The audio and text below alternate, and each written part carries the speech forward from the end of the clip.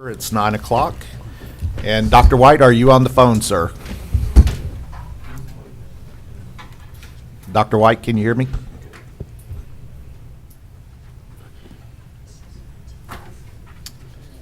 Okay. We'll try one more time. Dr. White?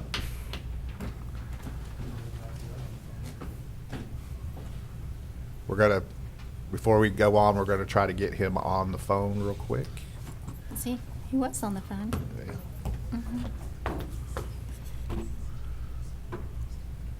Dr. White?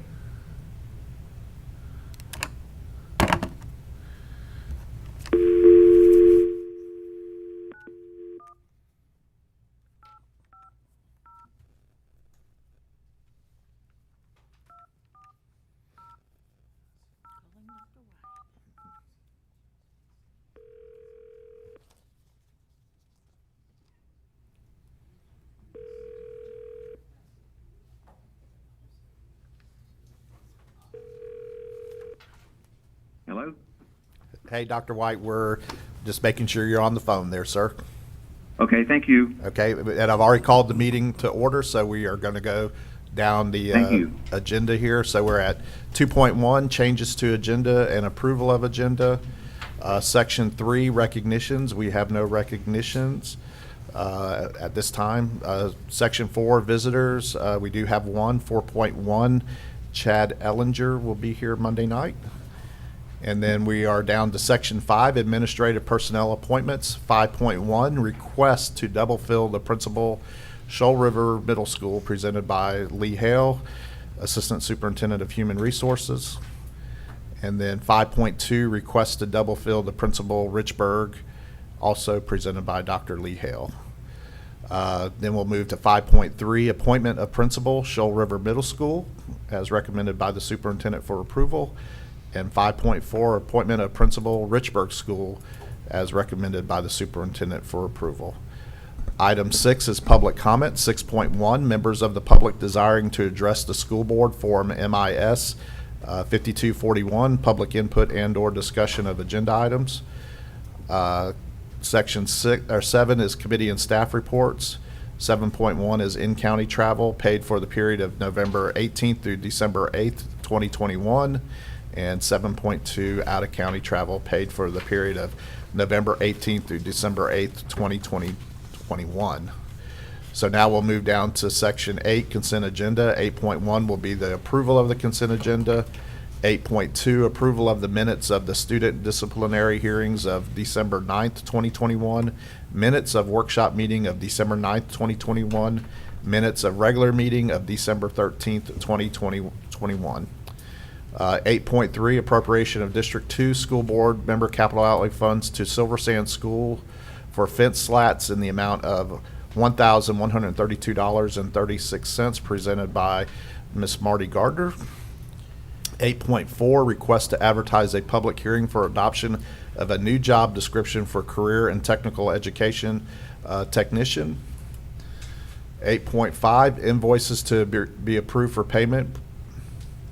8.6, tag-on bid purchase over $25,000, Apple. 8.7, exempted purchase over $25,000, Scholastic Incorporated.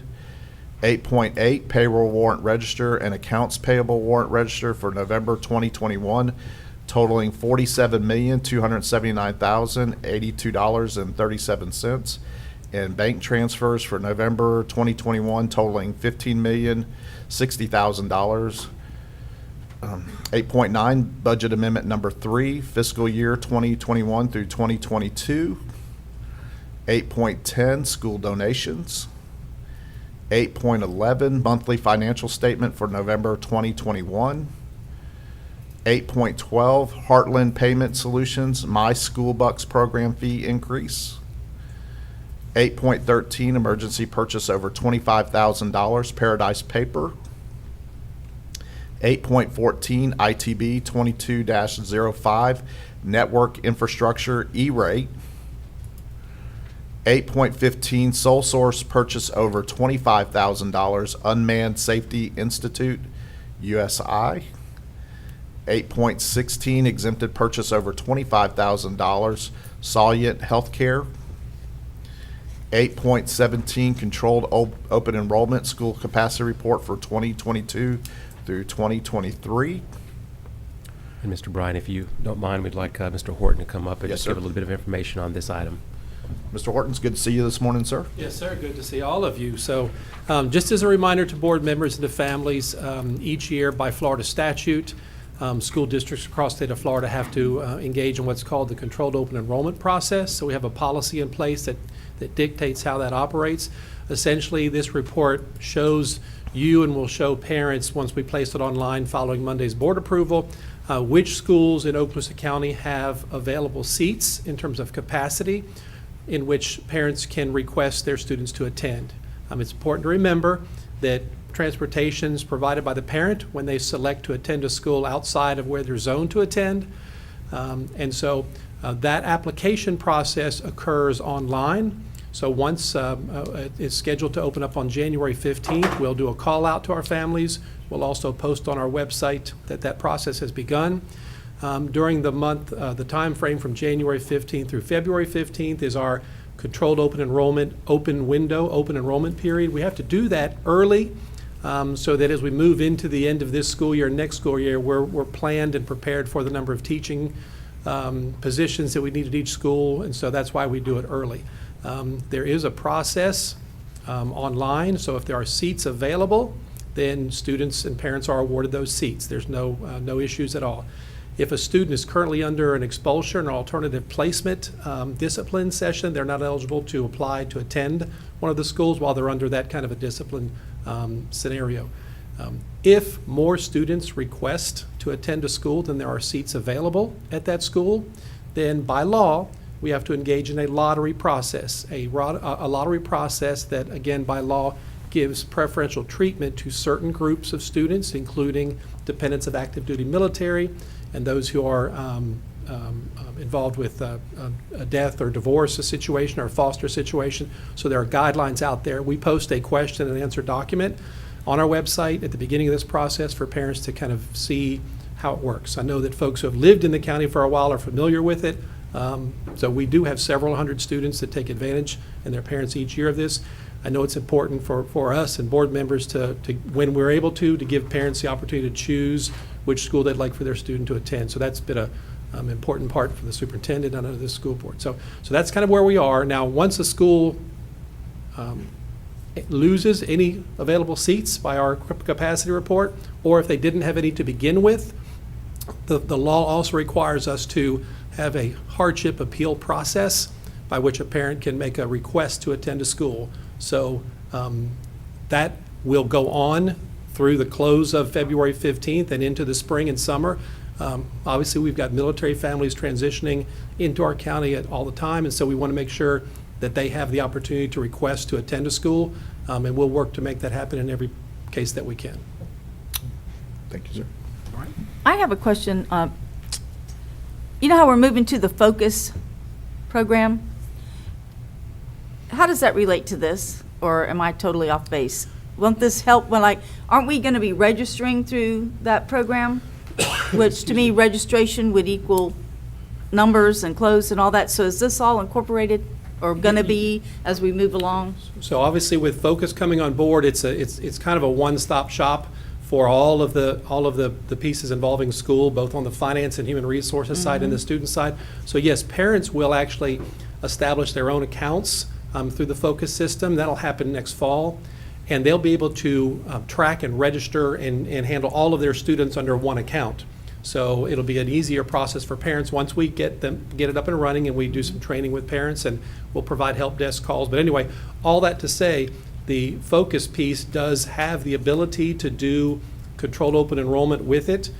We've developed and written this program ourselves when we're in the pause environment, and so our programmers did this. So we're still working on how that integrates and whether we'll keep some of the old, because it's really our own program that we're using, so there's no cost to what we're doing right now. So if it makes sense for families to continue part of that or to embed it completely into Focus, we'll do what makes the most sense. So, but when it gets on there, would a family be able to look on there, or a parent, and say, okay, such and such school, it looks like they're closed, and go from there? Is that going to be where they can access that? Or, The information on which schools have seats is still going to be on our website. Okay. And obviously, when a parent's in focus, we'll have links for them to go view that, but it Right. won't be, all that information won't be sitting inside of focus. okay, all So if right. that makes sense. Yeah, Okay. thank And you. Sorry. I'm done.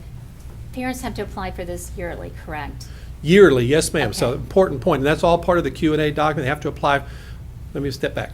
If they applied last year to attend Destin Elementary and were accepted as a second grader, then they do not have to apply again for Destin Elementary. They're It will they're allowed to roll. stay all the way through the highest grade level once they've been accepted into a school. So that's important. Now, if a student is attending Shoal River on a COE application because they live in the Baker community, but they're attending Shoal River, and once they've finished 8th grade and it's the parent's desire to have that student go to Crestview, that marks a new enrollment for that student. So that family would have to apply for a seat at Crestview. So once you change your school, then you have to apply for the Apply next again. school. If that makes sense. Okay? Yes, sir? Anything else? Nope. All right, thank you. All right, thank you. So we'll move to section, item 8.18, course adoptions for career and technical education for the 2021 through 2022 school year. And now we'll move to section 9, superintendent's human resource recommendations. 9.1, employees on administrative leave.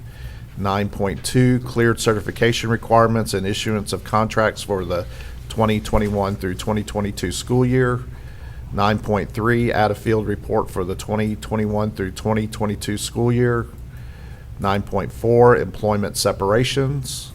9.5, employee transfers. 9.6, personnel recommendations. 9.7, employee suspension. 9.8, employee suspension. 9.9, reinstatement and reimbursement of sick leave due to line of duty, illness, injury, medical examination. And then 9.10, leave without pay. Section 10 is discussion agenda. At this time, there is no items that have been moved from consent agenda, but like that can change before Monday night. And then section 11, construction program owners representatives business. And Dr. Kelly, I'll turn it over to you. And we will have our January meeting Monday morning. So after that meeting Monday morning, I'll be able to present you with a full report Monday night. All right. And section 12 is information technology seat management contract. Section 13, attorney's business. Mr. McInnes? No report this morning. Okay, thank you. Section 14, superintendent's business. 14.1, out-of-state student trip request. And Mr. Chambers, I'll turn it over to you for 14.2. Thank you, Mr. Bryant, School Board. Do want to give an update on a few items. So first of all, I want to start with ESSER 3. As you know, we put in our application on the first day that we were able to do so. So we are still waiting word on ESSER 3.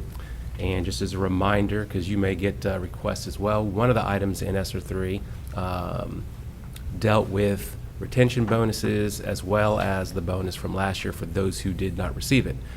It seemed to have made its way through the Department of Education's approval, and now it waits for what will happen at the legislature.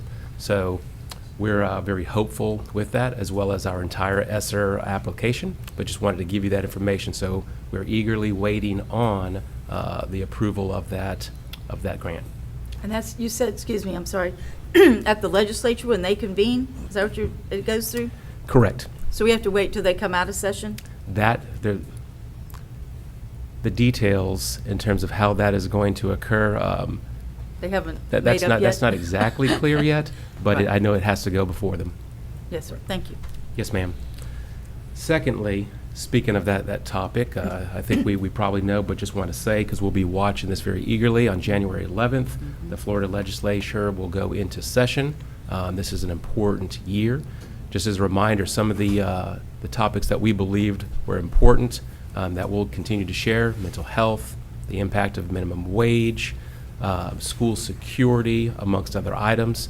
But those are some of the things that superintendents across the state, and I know even some school board members across the state, are really sharing with our legislatures, because this is really important to get this piece right. And our legislature's done a very good job listening to us in the past, so we look forward to a good session there. Do want to give just a little bit of information on COVID. As you know, we sent a letter out to families prior to us returning to break. I just wanted to let families know that we are monitoring what is going on right now. We have seen a slight uptick, but this is just for comparison's sake. I think we have about 33 cases right now, and if you look back at August when this was happening, we had about 500 cases in the week. But it's a little bit of an uptick. We're just going to continue to be very vigilant in looking at it, but just want to give you a little bit of that information. Social, emotional, and mental health continues to be a huge emphasis for us as a school district. And I just wanted to share, because I get a lot of questions on that when you go out and speak, or just even when you go to the grocery store, people ask you questions. So I just wanted to do a reminder, because we have a very wide array of support of our students when it comes on the mental side of things as well as the social emotional side of things as well. As a reminder, we have guidance counselors at every school, and our guidance counselors also do a great job working with our students. And we have one guidance counselor at every elementary, middle school, there's 1 to 2 guidance counselors, and at our high schools, historically, there's about 4 guidance counselors per school. And if you remember this year, we added a 5th either guidance counselor or teacher on special assignment to help with some of those duties with our ESSER funds. Additionally, we have about 18 mental health counselors, and our mental health counselors, we continue to increase the number each year because we know that that's important. Would love to have 1 per school, but we have to have funding associated with that. So we continue to add mental health counselors at each school, and we have 8 social workers as well. The mental health folks, they do a great job on the front side of working with students, but they can do counseling, but they also have the ability to refer students to outside agencies in Okaloosa County, of course, in conjunction with the parents, to be able to give the kids the services that they need. And then on the social working side, those individuals work with our students on behavior and ways to interact socially in a good way. So when you look at the 18 mental health counselors, 8 social workers, we have a number of services in place. Also, on the mental health side, we've talked a lot about suicide prevention and making sure that we're doing everything that we can. Hope Squad is something that is very big in Okaloosa County. And we've set the expectation that every secondary school by the end of this year will be on board with Hope Squad. And by the end of next year, our elementaries will also be on board with Hope Squad. You remember that we just received an Impact 100 grant for over $100,000 and could not be more thankful for the community and especially Impact 100 for supporting us in this venture. But mental health is something that we're absolutely taking seriously, and we need to be able to do everything that we can for our students. We received a little bit of good information here recently on our district graduation rate. Our district graduation rate now is 92.2. Now the interesting piece is this has increased 6 percentage points over the past 5 years. So from the previous year, we went up 2.1%, and that's 2.1%, we're above the state average. And proudly, in the Panhandle, we have the highest graduation rate. So that's just another factor. We talk a lot about doing well academically, just within class, doing well academically on tests such as the FSA or ACT, SAT, but graduation rate is extremely important. Us getting our students to graduate and be prepared, whether it's for the workforce, the military, or college. So 92.2% is our graduation rate. And then finally, my piece, and I'm going to have Mr. Horton come up and talk about one other item, but district-wide professional development. And we had that on January 4th, and I do want to say to our curriculum department, they worked for about 2 months and maybe a little bit more preparing for January 4th. And it was going to be a in-person, face-to-face, conference-style professional development. And we were going to be at Shoal River, we were going to be at the college, we were at many different places throughout the district. So the community actually came together to give us venues to be able to do this as well. So there was huge community support. There were food trucks, a number of things that were going to be there but we did make the decision to go virtual with this on January 4th. But I want to say the work that our curriculum department did was monumental. I couldn't be more proud of the work that they did, and then to transition to virtual during the break makes me extremely proud. It was a successful day, and just appreciate Ms. Lightbourne and her group for what they've done. We look forward when we have these professional development days next year in that type of a style, and it's going to be a huge success. But January 4th was still a success. Yes. Mr. Horton?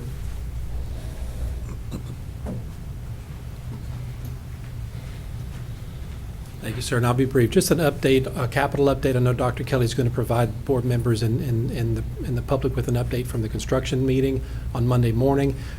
Julie and I are going to be in a Zoom conference today, kind of continuing that process in the afternoon. But one of the things that happens next is the bond rating agencies, Moody's and Fitch's, are going to be giving the district a rating, and so part of that process will happen on Monday, where we have some interviews. Julie and I will sit in with our financial advisors, Ford and Associates, and go through that process, and that creates a bond rating for the district. And then we'll continue to move forward in that process. We have an offering statement that I know Mr. McGinnis has been working very closely with our bond counsel, and Ms. Perry and I have been answering questions after questions that come in as part of this process, because when they put this out as a school district looking for financing, investors want to have answers to questions throughout the process. So we're doing that now, and so we anticipate finishing that up in the next couple of weeks and going out into the market to secure financing probably sometime in February. The process takes a little time, but we are moving ahead with all the pieces that we need to at this time. And we'll just continue to update you through that process. When is the next committee meeting? We looked at that date. I'm not sure if it's set, but we talked about it being maybe at the end of February. Okay. Again, I'd like to bring that committee back together kind of after we get this financing piece done. So I'll reach out to Ms. Ankers and see what her pleasure is in terms of setting that next meeting date. There's also, we've reached the one-year point of the Citizens Advisory Committee, and so the resolution called for a one-year membership. We'll reach out and ask the members if they're interested in serving again, but we'll go through that process and do all that properly and bring back any new members to the board for approval, as you did with the first group. All right. Thank you, Mr. Horton. That is it. So, Mr. Chambers, before we go to the next item, I do want to go back to the graduation rate. I would just be curious, since we made an investment years ago in the CTE programs, how many of those students that, since we made that focus getting on CTE, and those students that we've retained in school now because we've given them some opportunity outside of, being necessarily focused on college, to help them stay in school. So I would just be curious to see if that has any correlation to our high graduation rate there. So, 92.1 is what you said? 92.2. 92.2. So, that's huge. Absolutely. And we could look into that request. I have to do a little digging through our data, but can ask that we look at that. Thank you, sir. Yes, sir. All I was right. curious about that also. Yeah. Well, because I know yesterday when you were speaking, you were emphasizing how much we've put on CTE as well as college-based paths and all. So I just think it's interesting to see how those numbers are rising, which I've said that you should see those numbers rise, because now we have students that found an interest to want to stay in school because they're going to get a certification or, a scholarship to go to a college or things like that. So Absolutely. Well, one thing, too, to watch with this legislative session is the governor's spoken out on progress monitoring instead of all the testing, how that's going to shift graduation scores statewide, because sometimes testing was an obstacle, but either way, we're always at the top. that's right. All right, so now we'll move down to item 15 and board members' announcements and requests for information. And Dr. White, since you were on the phone there, sir, I'm going to go ahead and start with you today, sir. Nothing today. Thank you, Mr. Bryant. Yes, sir. And Dr. Kelly? Okay, well, just as we were beginning to talk, an important announcement was being made at Niceville High School today. The All Sports Association presented 2 big awards to the male scholastic winner this year as being Noah Harmon, and Paige Doloff is the female scholastic winner from the All Sports Association. So congratulations to those 2 students. Awesome. That's all I have. All right. And Ms. Savanchek? Well, things are just getting rolling, so I just want to say Happy New Year to everybody and get them back. And so I really don't have that much activity going yet. I was going to talk about the legislative session, but you covered that, and I hope that everybody is watching that. So I think everybody's glad to get this week under their belt and move on. So thank you.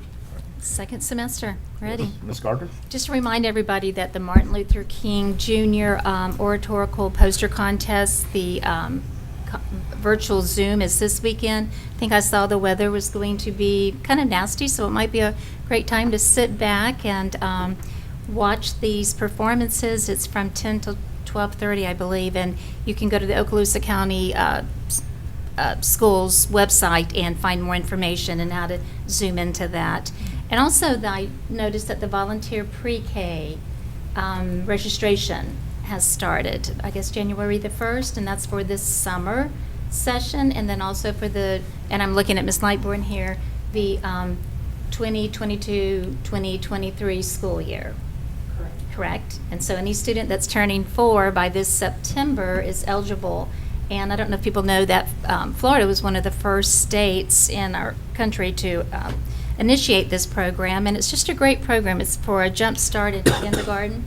We have 5 or 6 units now. I know Ms. Lightbourne has increased those. So if any parent is interested, it's an excellent program, wonderful teachers. It's, again, a jump start into kindergarten. Go to Okaloosa County Schools website or the Division of Early Learning Family Portal to sign up for that. Anything else? Nope. Okay. But it is worthwhile to check into. Just a shout out to our Fort Walton Beach High School Vikings. The ladies Vikings basketball, they placed 5th in the state in the 6A program. That may not sound like much, but out of 581 6A schools, to be 5th in the state, that's pretty awesome. So yes, very, very proud of them. And Northwest Florida Daily News announced their Athletes of the Year, and we had 4 Vikings that stood out. For the fall sports, Luke Larkin was the male runner of the year.